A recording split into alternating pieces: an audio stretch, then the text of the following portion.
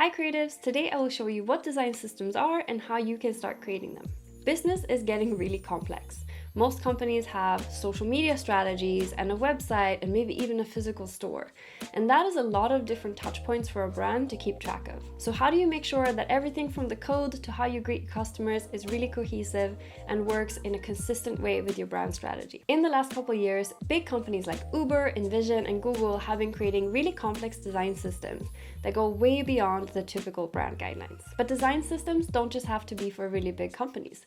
You can adapt them and create one that fits for any type of business. When you understand how a design system works, you can offer it as a new service to your customers, and this is a really good upselling strategy because the projects tend to be more extensive and you can charge a lot more. So what makes something a design system? You can think of a design system as a toolbox that holds all the different practical pieces that help you implement a brand day to day. Brand guidelines typically show a few examples of how to implement things like type or the logo, but it still leaves it up to the person looking at the brand guide to interpret that and create their own design. A design system can contain anything from code snippets, social media templates, icon sets, or other finished assets along with those different guidelines to help someone create something really consistent without having to create all those assets from scratch. So who should have a design system? Any business can benefit from a design system, but I think they are absolutely best suited to companies that have a lot of different touch points, lots of different platforms where you can see the brand. Let's say you work with a customer who has a website, a YouTube channel, a social media account, and a store. That is a lot of different touch points for that brand to show up. Each of those platforms is also likely taken care of by a different person in their team, so it's more difficult to create that cohesion across them, especially when you have a really busy day-to-day schedule. So how should you structure a design system? Since there can be a lot of different parts to a design system, we want to make sure that the navigation is super easy and someone who's never seen it before can quickly find the section where they need to go and find the information that they need right away.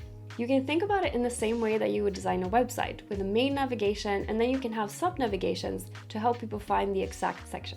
Uber's design system base keeps a straightforward list of topics along the left-hand side, while if you look at Shopify's setup, it helps you find the main area like content or patterns first, and then it offers more in-depth sections. What sections you choose to include for that specific brand that you're working on really depends on what sticking points they typically find in their business. For example, let's say that the social media team in a day-to-day operations is finding it really tricky to make sure that the Instagram grid looks cohesive in the way that they want because they have so many formats like reels or store items or regular carousel posts, for example. What you can do is then include a section in the design system on how to design templates for each of those different formats and how they work together and how to organize those posts in a way that makes the grid look really nice. Setting up the design system.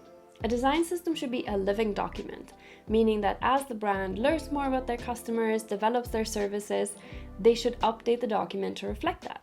Large companies often build a dedicated website for their design systems and sometimes even let part of it be open source so that people can access it and create assets from that. If you have a more limited budget, I think Adobe XD is a really smart strategy because it lets you have navigations between different pages and you can create a link that you can send to your customers that they can then share with collaborators or even embed on their website if people want to see their design system.